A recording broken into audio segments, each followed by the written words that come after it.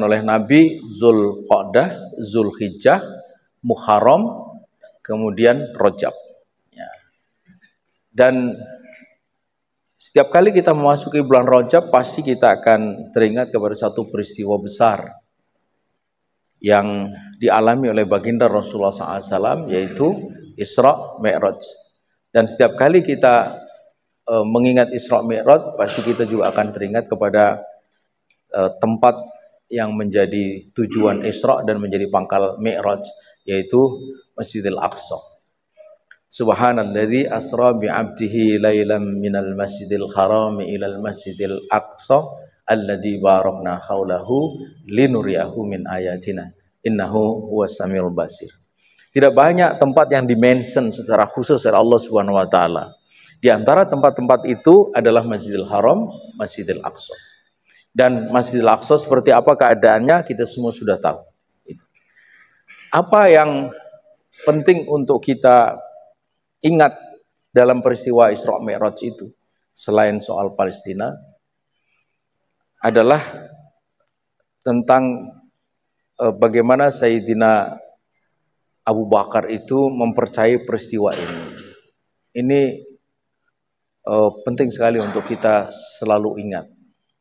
Setiap kali kita memperingati Isra Mi'raj itu selalu yang disampaikan itu adalah soal sholat. Ya. Oke lah, itu ya memang bagian dari apa yang terjadi pada Isra Mi'raj. Tapi sesungguhnya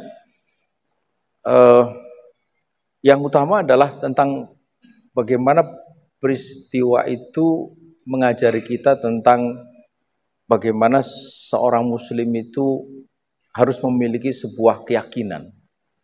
Peristiwa Isra Mi'raj ini peristiwa yang tidak mudah untuk dipahami. Peristiwa ini peristiwa sangat dahsyat, tidak mudah dipahami oleh jangankan orang pada masa itu.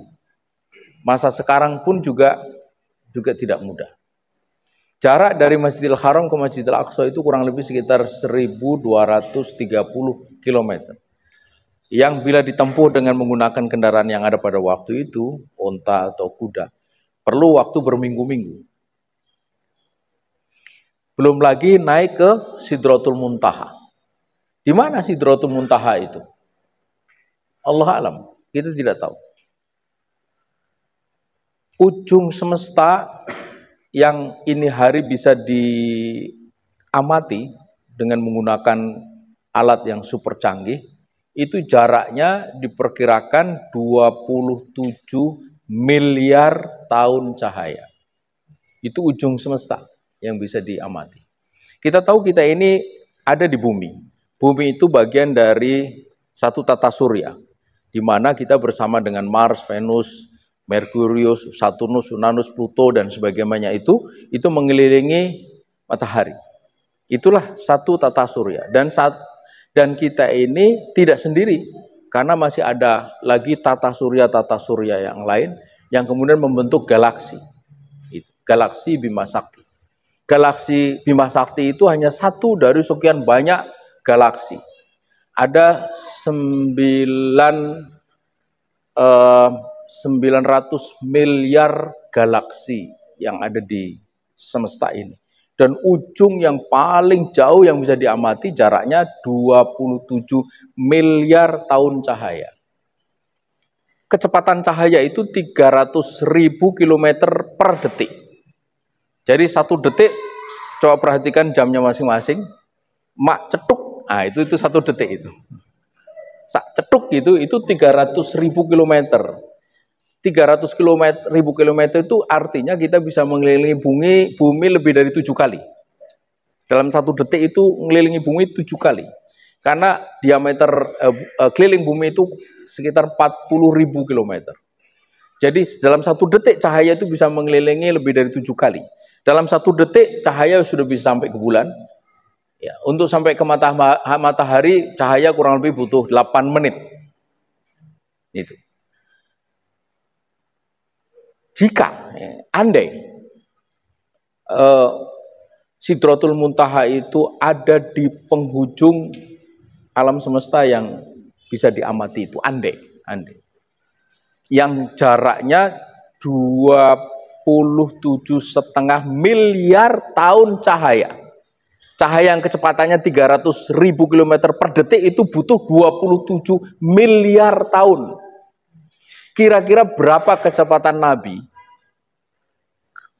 dari Masjidil Haram ke Masjidil Aqsa, naik ke Sidratul Muntaha, dan itu ada macam-macam tuh, itu ketemu, dialog, segala macam itu, ya. Terus di sana di Sidratul Muntaha lalu balik, dan itu semua berlangsung kurang dari 1 malam. Kira-kira berapa kecepatannya? Dr. Sasmito, seorang astronom Muslim, itu melakukan perhitungan berdasarkan persamaan-persamaan yang saya tak terlalu paham. Itu matematika tingkat tinggi, high mathematics itu. Bukan high begitu, tapi high mathematics. Kalau teman-teman yang belajar di Fakultas Teknik pasti terima itu, high mathematics, high physics. Fisika tinggi yang memberi saya satu-satunya nilai E. Jadi menurut saya itu mahasiswa ya sekali-sekali harus dapat E lah. Cari teman ya. Itu ada persamaan-persamaan yang luar biasa yang dia bangkitkan dari pemahaman dia terhadap surat As-Sajdah dan surat Ma'arij. Ringkasnya, ketemu berapa jaraknya? Jaraknya itu 5,4 triliun, ya, kecepatannya itu 5,4 triliun kilometer per detik. Kecepatan Nabi. Jadi, lihat jamnya masing-masing. Cetuk itu 5,4 triliun kilometer. Wis, ya toh? Mumet itu. Mumet. Nah, ini pula yang dibawa oleh orang-orang kafir, orang-orang musyrik pada waktu itu kepada Sayyidina Abu Bakar. Itu. Cerita ini itu dibawa kepada Sayyidina Abu Bakar oleh orang musyrik, oleh orang kafir. Harapannya apa? Harapannya supaya Sayyidina Abu Bakar itu nggak percaya. Ya, kita membayangkan tadi sudah mumet gitu ya. Nah, tapi apa respon Sayyidina Abu Bakar? Dan ini yang penting untuk kita ingat. Dia dengan ringan mengatakan, ini sodaktuhu fi khobaris sama. Aku sudah mempercayai dia dalam soal wahyu. Fa kaifa ukadzibuhu fi dzalikal khobar. Nah, kata dia begitu. Lalu bagaimana aku mendustakan cerita itu? La usaddiquhu fima ab'adu min dzalika. Fima ab'adu min dzalika. Aku bahkan tetap percaya jika atau pada perkara yang lebih daripada itu. Nah, gitu. Jadi andai ada cerita yang lebih lebih membuat orang Solo mumet, ya gitu. Sekarang kan ada yang bikin orang Solo mumet tuh. Tadi saya datang ke Soto Gading itu, wah itu. Pelayannya cuma begini-begini. Ngelus dodo. Nah, itu. Ya, soal 1, 2, 3 tadi itu. Nah, gitu. Saking mumetnya itu cuma bisa ngelus dodo. Paham nggak ini? Kok wajah-wajah kayak nggak paham ini. Nah, itu. Lu sampean itu bukan 02 toh? Oh, tidak. Kalau kita ini gini, sambil gini dia. 02 gimana gitu? Terus dodo. Jadi lagi mumet orang Solo ini. Nah ya, untuk ada dadanya. Nah, kata Sayyidina Abu Bakar, andai lebih daripada itu, la usaddiqu, aku pasti akan mempercayainya. Nah, apa kata kuncinya? Kata kuncinya adalah apa yang dia katakan kemudian, yaitu madama qala faqad shadaq. Sepanjang dia yang ngomong, maka pasti benar. Jadi Sayyidina Abu Bakar itu mengajari kita tentang bagaimana mempercayai perkara akidah. Ini kan perkara akidah toh. Itu tidak melihat perkaranya, tapi melihat sumbernya. Jadi Sayyidina Abu Bakar tidak memperhatikan cerita orang kafir yang begini-begini itu, yang harapannya orang kafir Sayyidina Abu Bakar menjadi tidak percaya, tidak. Tapi Nabi cerita begitu, Muhammad cerita begitu, wah, lebih daripada aku percaya. Kira-kira begitu kalau bahasa sehari-harinya. Jadi mengajari kita tentang bagaimana cara mempercayai akidah. Itu penting sekali. Lidzalika, ini ceritakan semua di dalam hadis riwayat Hakim. Lidzalika sumia, itu kata Siti Aisyah, sumia Abu Bakrin As-Siddiq. Karena itulah maka kemudian Abu Bakar itu disebut As-Siddiq, yang membenarkan. Kenapa saya ingin menceritakan ini kepada antum semua? Menurut saya ini soal sangat serius, yaitu tentang bagaimana kita membangun akidah yang kokoh, khususnya terhadap bagaimana kita membangun akidah yang kokoh. Dan membangun akidah yang kokoh itu sangat bergantung kepada dalil, ya kan? Dan dalil itu kita sudah tahu, dalil akli dan dalil nakli. Dalil nakli, dalil wahyu. Wahyu itu Al-Quran dan As-Sunnah. Jadi penting bagi kita itu untuk, ya ini, untuk kita terus memperkokoh keyakinan kita kepada dalil, sebagaimana keyakinan Sayyidina Abu Bakar kepada Kanjeng Nabi, kepada Rasulullah SAW. Jadi tidak ada sama sekali ragunya. Cerita opoe madamakola fakot sodako. Itu.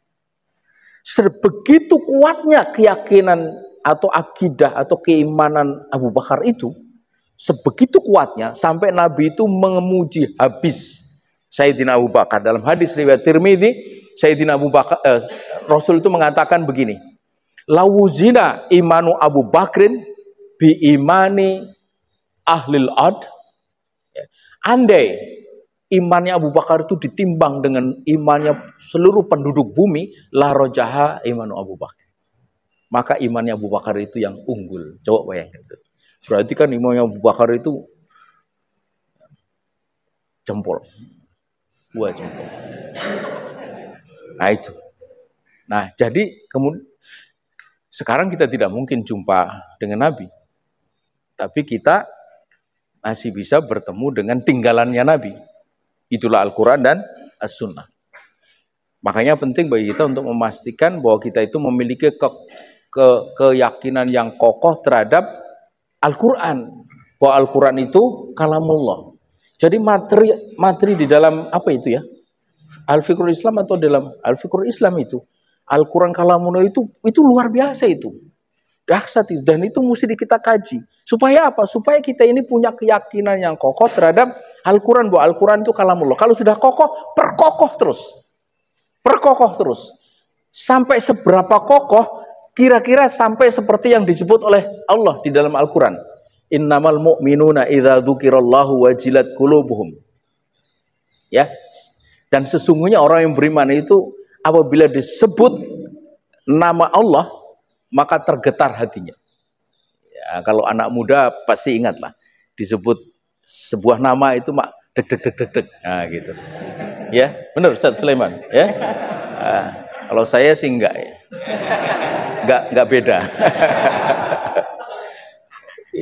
Itu dalam kisahnya kan itu yang kemudian menghasilkan apa yang disebut psikoterapi. Jadi ada hubungan antara psikologis dan fisiologis. Itu ditemukan oleh Ibnu Sina. Itu pada suatu hari ada pemuda datang kepada dia mengeluhkan segala macam, pusing lah ini gitu. Ditanya sakit apa, tidak jelas gitu.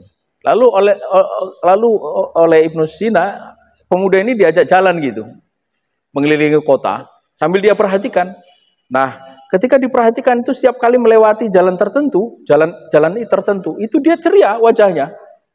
Lepas dari itu murung lagi, wah pusing segala macam. Lalu sama dia diulangi lagi, ketemu lagi di situ, lewat itu ceria lagi gitu.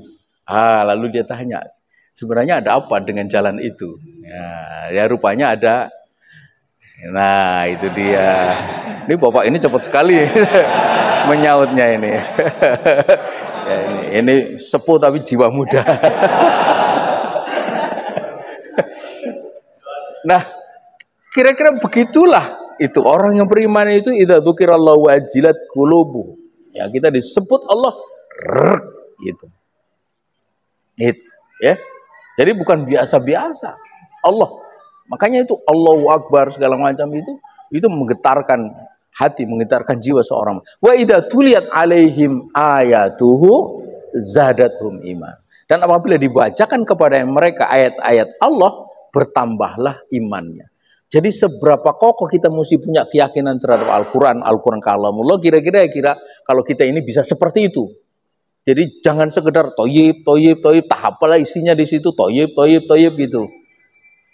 Jadi sampai nyambung di pikiran kita, nyambung di hati kita. Bagaimana caranya? Cari cara. Nah, saya selalu mengatakan begitu. Cari cara untuk kita bisa punya keyakinan yang kokoh terhadap Al-Quran, bahwa Al-Quran itu kalamullah. Cari cara. Di antara cara yang mungkin bisa kita pakai adalah mengamati bagaimana orang-orang kafir itu sampai akhirnya itu percaya bahwa Al-Quran itu kalamullah. Itu bisa kita pakai. Ada banyak orang kafir itu yang kemudian masuk Islam itu gegara dia melihat bahwa Al-Quran itu memang adalah kalamullah. Di antaranya itu ada namanya Gary Miller. Gary Miller itu seorang saintis, matematikawan, yang juga sekaligus seorang pendeta. Dalam rangka untuk meyakinkan jamaahnya tentang kebenaran agama yang dipeluknya itu, dia ingin tunjukkan kelemahan Al-Quran. Ini cerita sudah sangat lama, tahun 1973 di Ontario, Kanada. Lalu dia lakukan riset panjang terhadap Al-Quran. Tujuannya tadi, mencari kelemahan Al-Quran. Dalam risetnya itu dia menjumpai ayat 82 dari surat An-Nisa. 82 dari surat An-Nisa. Di sana terbaca, afala yatadabbarunal Qur'an. Apa engkau tidak mentadaburi Al-Quran, tidak mengkaji Al-Quran? Walau kana min andi ghairillah, andai dia tidak datang dari sisi Allah, lawajadu fi ikhtilan katsira. Kau pasti akan menjumpai di dalamnya ada ikhtilaf yang banyak. Itu perselisihan yang banyak. Membaca ayat ini, Gary Miller itu seperti seolah-olah mendapatkan jalan untuk mencari kelemahan Al-Quran. Cari saja perselisihan antara satu ayat dengan ayat yang lain. Semangatlah dia. Dia lanjutkan riset itu sampai 5 tahun. Dan apa yang dia dapatkan setelah 5 tahun? Alih-alih kelemahan, yang justru dia dapatkan adalah kekuatan Al-Quran. Tak ditemukan satupun perselisihan antara satu ayat dengan ayat lain. Bukan hanya tidak ada perselisihan antara satu ayat dengan ayat yang lain, tapi juga tidak ada perselisihan antara ayat Al-Quran dengan sains modern. Dia seorang saintis. Di antaranya dia tunjukkan rangkaian surat Al-Mu'minun. Yang antum mungkin hafal. Ya, Al-Mu'min itu. Qad aflal mu'minun alladzina hum fi sholatihim khashi'un walladzina hum 'anil lahwi muridun, dan seterusnya. Tapi biasanya hafal sampai ayat 9, 10. Ya kan? Ulaika humul warithuna alladzina yarithunal firdaus hum fiha khalidun. Allahu akbar. Gitu. Selepas ini coba teruskan mulai ayat 12, 13, 14, 15, 16. Itu genap 1 halaman. Kurang 1 ayat. Walaqad khalaqnal insana min sulalatin min tin. Tsumma ja'alnahu nutfatan fi qararin makin. Tsumma khalaqnan nutfatan 'alaqatan fa khalaqnal 'alaqata mudghatan fa khalaqnal mudghata 'idhama wa qasawnal 'idhama lahman tsumma ansa'nahu khalqan akhar. Fatabarakallahu ahsanul khaliqin, tsumma innakum ba'da dzalika lamayitun, tsumma innakum yaumal qiyamati tub'atsun. Ayat ini menceritakan tentang fase-fase pertumbuhan janin dari nutfah ke alaqah, alaqah mudghah, mudghah idhamah. Tsumma ansa'nahu khalqan akhar. Masing-masing disebut dzulumatus salat, 3 kegelapan. 40 hari dalam hadis Bukhari, 40 hari, 40 hari, 40 hari, 120 hari. Nah, nanti tanya kepada istri atau ibu kalau yang belum punya istri. Ketika kandungan umur 120 hari apa yang terjadi? Mak grenjel itu confirm ya. Saya pun juga belum pernah ya merasakan itu. Tapi saya tanya betul, betul itu. Ya. Jadi itu fase pertumbuhan janin yang disebut di dalam Al-Quran dan itu dibenarkan oleh ilmu kedokteran modern. Nah, apa yang kemudian terjadi? Akhirnya Gary Miller, alih-alih dia balik ke jamaahnya di gerejanya itu, akhirnya dia masuk Islam. Karena melihat bahwa ini betul-betul firman Allah, ini kalamullah. Dan merubah namanya menjadi Abdul Wahid Omar. Antum seluas ini boleh googling Abdul Wahid Omar di YouTube. Dia menjadi seorang penceramah terkenal di Amerika bagian utara. Itu tahun 1978. Ah, bisa kita ambil pelajaran kayak begitu. Pokoknya apa? Pokoknya kita ini sebisa mungkin makin hari makin kokoh keimanan kita terhadap Al-Quran.